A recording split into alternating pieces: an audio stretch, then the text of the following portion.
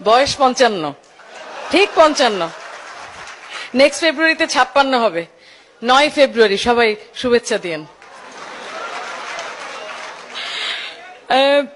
আমি একটা কথা বলি তাড়াতাড়ি। আমি এখানে দাঁড়িয়েছি অ্যাজ আ মা সবচাইতে আগে, তারপরে হলো যে আপনাদের মতো তরুণ আসলেই আমি, একটা পাগলামি আছে আমার মধ্যে, আর তৃতীয়ত একজন উদ্যোক্তা হিসেবে। আপনারা খুব রেস্টলেস, কাজে আপনাদেরকে সময় বেশি নেব না, কিন্তু কতগুলো কথা বলতে চাই। প্রথমেই বলি যে কজন বাবা মার কাছে সত্যি কথা বলেন, হাত তোলেন তো একেবারে ফ্রি। ওয়ান্ডারফুল, অনেকে তো। এইটা কিন্তু কারণ মনির ভাই একসময় বলছিলেন যে বাবা মাকে সত্যি কথা বলতে পারি না, মাকে বলতে পারি না, এখন তো দেখছি যে না আসলে বলেন। যদি বলতে পারেন তাহলে আপনি অর্ধেক পথ পাড়ি দিয়ে ফেলেছেন। কারণ আমার নানা রকম সাফল্যের কথা হচ্ছিল। আমি এটুকুন বলি যে আমার স্বামী প্রয়াত মেয়র আনিসুল হক 8 মাইল হেঁটে জামালপুর একটি স্কুলে যেতেন। খুব মধ্যবিত্ত পরিবারের সন্তান ছিলেন তিনি। তারপরে দেশ এনার্জিতে চাকরি নিয়েছিলেন, এনার্জি তো না, দেশ গ্রুপে চাকরি নিয়েছিলেন, এবং সেখানে ট্রাকের পিছনে উঠে মাল নিয়ে চিটাগংয়ে বন্দরে যেতেন। এই হলো আনিসের শুরু। আর আমার শুরু হলো 15 বছর বয়স থেকে টিউশনই করতাম। বাবা রিটায়ার করবেন, তাড়াতাড়ি বিয়ে দিয়ে দেবেন, নানা রকম চিন্তায়। খুবই মধ্যবিত্ত পরিবারের মানুষ আমি। বিদেশে যেতে পারিনি কখনো পড়তে, পরবর্তী পর্যায়ে পিএইচডি অবশ্য বাইরে থেকে করেছি। কাজেই দেশ বিদেশ আমাদেরকে বাঁধে না, আমাদের সম্পদ আমাদেরকে কখনোই সীমিত করে না। যেটা আমাদেরকে বড় করে সেটা হলো স্বপ্ন, যেটা আমাদেরকে বড় করে সেটা হলো আমাদের ভেতরের ইচ্ছে। এটা মনে রাখতে হবে। কিচ্ছু যায় আসে না আমরা কে কত বড় লোক, এটা কিন্তু একদম যায় আসে না। বিত্ত এবং ক্ষমতা এই দুটি শব্দেরই আসলে আবার নতুন করে আমাদেরকে সংজ্ঞা বেঁধে দিতে হবে। যে বড় লোক সেই বড় না, যে বিত্তশালী সেই সাংঘাতিকভাবে ক্ষমতার অধিকারী না। অনেক সময় কিন্তু সম্পদ আমাদেরকে খাটোও করে দেয়, এটাও মাথায় রাখতে হবে। তার মানে এই না যে আমরা মনের দিক থেকে কোনো দৈন্যের মধ্যে পড়ব, কখনোই না। দৈন্য, মনের দৈন্য যেন আমাদের কখনো না থাকে। আমি 3 সন্তানের মা। আমার বড় ছেলের বয়স 36, মেঝো মেয়ের বয়স 33, আর একদম ছোটটি 27-এ পড়বে। কাজে আমার, আপনারা সব, তুমি বলি আসলে তোমরা সব অনেক অনেক অনেক ছোট আমার, হ্যাঁ, এবং সব আমার বাচ্চাদের মতো, আমার সন্তান তুল্য। বাবা মাকে মিথ্যা কথা বলে কিন্তু বেশি দূর যাওয়া যায় না। বাবা মা সবসময় কিন্তু যাই করতে যাবে তাতে হয়তো বা প্রথম কথাটি বলবে যেটা না করলে হয় না, অথবা এটা করে সময় নষ্ট করছো। কিন্তু বোঝাতে হবে, বারবার বসতে হবে, আদর করতে হবে, জড়িয়ে ধরতে হবে। বাবা মার সাথে ফিজিক্যাল স্পেসটা যেন কখনো না কমে, রুমের মধ্যে যেন কখনো বন্দী হয়ে থাকবে না, কখনো না। বাইরে গিয়ে ছোট বোন হোক, বড় ভাই হোক, পরিবার একটা বিরাট বড় শক্তি। আমি কিন্তু এত বয়সে এসেও কিন্তু ভাই বোন খুঁজি সবার মধ্যে, কারণ পরিবার এমন একটা শক্তি দেয় যেটা অন্য কোথা থেকে আসে না। হ্যাঁ, বন্ধুরা নিশ্চয়ই অনেক অনেক বেশি শক্তিশালী, আমাদের অনেক ইনফ্লুয়েন্সিং ফ্যাক্টর বন্ধু বান্ধবের কাছ থেকে আসে, কিন্তু পরিবার খুব জরুরি। পরিবারকে ছেড়ো না। পরিবারকে ছাড়লে অনেক রকম অন্য জিনিসে মানুষ সংযুক্ত হয়ে যায়। অনেক সময় নেশা, অনেক কিছু, মাদকে আসক্ত হয়। হ্যাঁ, প্রয়োজন নেই। পরিবারকে যে কোনো সময় যে কোনো ভাবেই বোঝানো যায়। না হলে বন্ধু বান্ধবের সাহায্য নেবে, আত্মীয় স্বজনের সাহায্য নেবে, কিন্তু বাপ মা এবং ভাই বোনের সাথে কথা বলা বন্ধ করবে না। এটা সবচেয়ে বেশি জরুরি। আর তালি না দিলেও চলবে, তালি না, খুব সাধারণ কথা, তালি দিতেই হবে যে তেমন কোনো কথা নেই। ভিডিওটা দেখছিলাম, ভিডিওতে অনেকগুলো মুখ আমার চেনা। হ্যাঁ, যারা খুব ছোট তাদেরকে অনেককে হয়তো চিনি না, এটা আমার নিজের অজ্ঞতা, ক্ষমা করে দিও। কিন্তু যাদেরকে চিনি তারা আমার আইডল।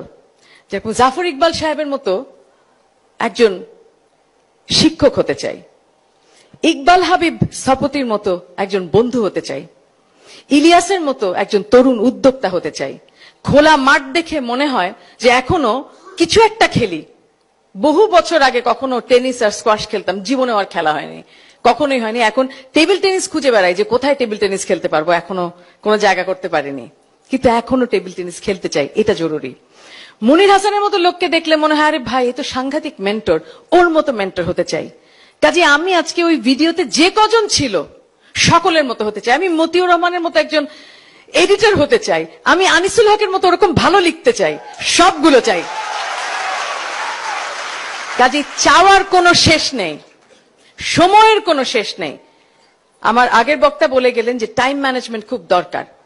টাইম ম্যানেজমেন্ট এত এসেনশিয়াল, তোমার মাথাকে কম্পার্টমেন্টালাইজ করে ফেলতে হবে যে এইটুকুন সময় আমি এই কাজ করবো, এইটুকুন সময় এই কাজ করবো। অনেক সময় আমার মতো বাজে মাল্টিটাস্কিং করতে হবে, যেরকম এখন বসে আমাকে একজন পুলিশ থেকে ফোন করছেন, দুটো ফ্যাক্টরিতে গন্ডগোল হচ্ছে, দৌড়াতে হবে, কাউকে পাঠাতে হবে, ডেলিগেট করতে হবে, টিআইবি একটা রিপোর্ট দিয়েছে, রেসপন্স দিতে হবে।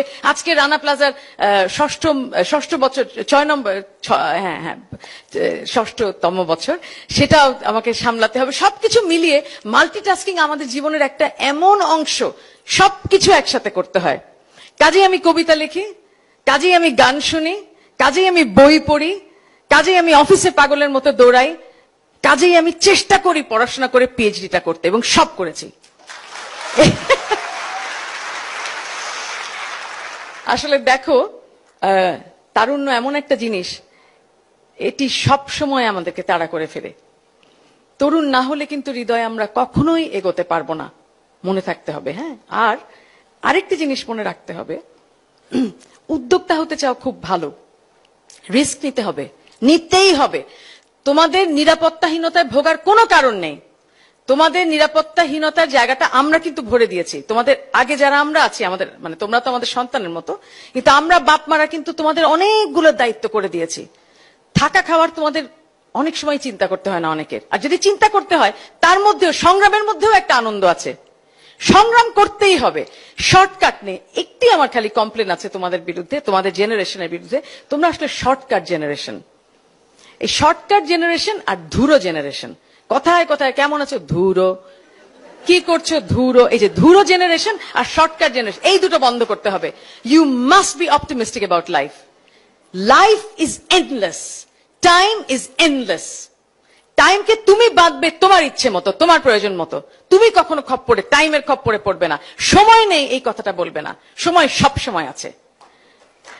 আর আমি বিশ্বাস, তোমরা বিশ্বাস করবে না বললে, কিন্তু আমি যখন ভিডিওটা দেখছিলাম, I was getting inspired my self.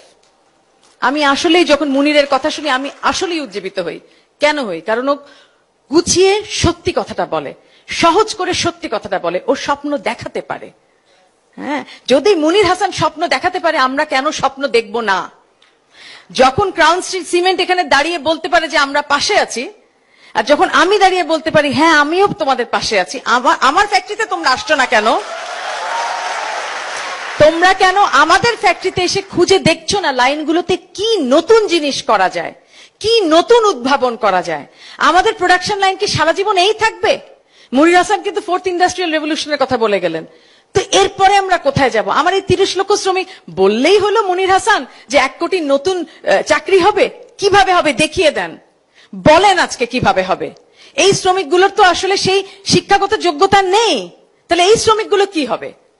এরা তো অবান্তর হয়ে যাবে। কিন্তু তোমরা প্রাসঙ্গিক হবে, তারুণ্য সবসময় প্রাসঙ্গিক হবে। কাজে মনে রাখতে হবে যে we will always be replaced by youth, by you. কাজে তোমরা খুঁজে বার করো যে তোমরা কি করবে এরপরে। আমার প্রত্যেকটি ফ্যাক্টরি, আমার নিজের 8টি ফ্যাক্টরি আছে। আমি আজকে মুনির হাসানকে বলছি, যেহেতু আমি পদবলে এখন বিজিএমএ বলে একটি সংগঠনের সভাপতি, আমি একেবারে খোলাভাবে বলছি আপনাদের সাথে একটা এমওইউ সাইন করতে চাই, যেখানে আপনারা ইয়াং স্টার্ট আপদেরকে নিয়ে, যারা নতুন উদ্যোক্তা আছে ওদেরকে নিয়ে আমাদের সমস্ত ফ্যাক্টরিতে ঘুরে আসেন, দেখে আসেন কি করবেন। এবং আজকে বলি, অনেক সাহস বেড়েছে, কারণ এখন সভাপতি তো অনেক বড় বড় কথা বলতে পারি। এই জন্যই বোধহয় আল্লাহ পাক এক এক জায়গায় এক একজনকে পাঠিয়ে দেন। আমি আবার 5 ওয়াক্ত নামাজ পড়ি, এইটাও একজন কিন্তু বলে গেছেন যে you must pray, you must have faith. আমি জানি এটা বেশি তালি পড়বে না, but you must have faith. সেটা আমার মনে হয় যদি তোমরা আমাদের ফ্যাক্টরিগুলোতে আসো, আমি আমার যত সহকর্মী আছেন ফিল্ডে প্রত্যেককে বলবো তাদের ফ্যাক্টরিগুলো তোমাদের জন্য, অন্ততপক্ষে 50টা ফ্যাক্টরিও যদি তোমরা দেখতে পারো, ঢুকে দেখো যে আমাদের কি ধরনের কাজ করি আমরা এবং কোথায় অটোমেশন সম্ভব, এবং কোন হোমগ্রোন কনসেপ্ট আছে নাকি যেটা দিয়ে আমরা, বা তোমরা কিছু চিন্তা করতে পারো নাকি, মাথা থেকে কিছু বেরোয় নাকি, যাতে করে আমাদের মানুষগুলো চাকরিচ্যুত হবে না, আবার একই সাথে উদ্ভাবনের দিকে আমরা এগিয়ে গিয়ে অটোমেশনের নেক্সট স্টেজে যাব। আমি বড় বড় সলিউশন বিদেশ থেকে কিনতে চাই না, আমার হার্ডওয়্যার সফটওয়্যার বিদেশ থেকে দরকার নেই, তোমরা যথেষ্ট, তোমাদের মাথা যথেষ্ট। কাজেই আমি একটা ইনোভেশন চ্যালেঞ্জ ছুড়ে দিতে চাই তোমাদের জন্য।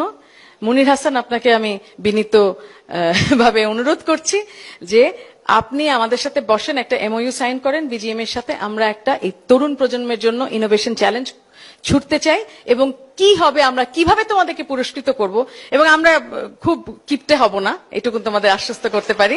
ঠিক আছে? তোমরা যদি পারো তাহলে ওই রকম ইলিয়াসের মতো, পাঠাওর মতো কিছু একটা মানে অদ্ভুত আকাশ থেকে হঠাৎ করে পড়ে আমরা যেন কোনো মতে আমাদের শিল্প খাতটা পরিত্রাণ পায়। কারণ হবে কি, 30 লক্ষ শ্রমিক ওভারনাইট কোডার হবে না। হ্যাঁ, এদেশে শিক্ষাগত যোগ্যতা নেই।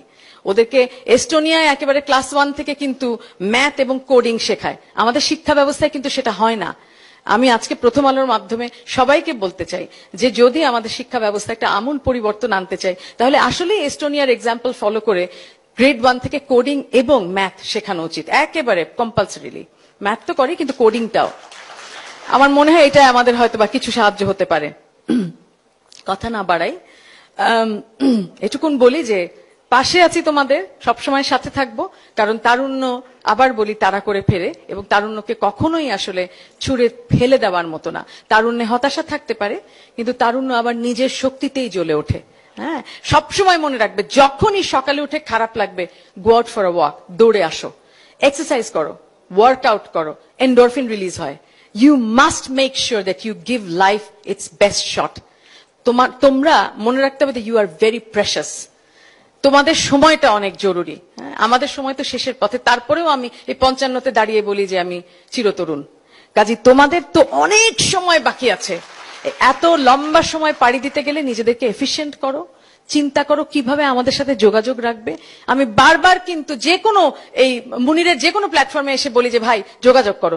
আল্লাহর ওয়াস্তে মুনির হাসানকে বলো তোমরা যে আমাদেরকে আসলেই গার্মেন্ট ফ্যাক্টরিগুলোতে ঢুকিয়ে দেন, বিরক্ত করো। ওর সাথে কিন্তু আমার 28 তারিখে একটা মিটিং আছে। কাজে যত মাথার মধ্যে বুদ্ধি যত গিজগিজ করবে, মুনির হাসানকে বলে যে উনি তো বলেছেন 28 তারিখে মিটিং আছে, আমাদেরকে নিয়ে যান। ঠিক আছে? বিরক্ত করে শেষ করে ফেলো আমাদেরকে। কিন্তু এই বিরক্তি আমাদের আনন্দের। এই বিরক্তিকে আমরা সব সময় স্বাগতম জানাই। তারুণ্য আমাদের কাছে আসবে, আমরা সারাক্ষণ পাশাপাশি কাজ করব, এই আশায় রইলাম। সকলকে ধন্যবাদ।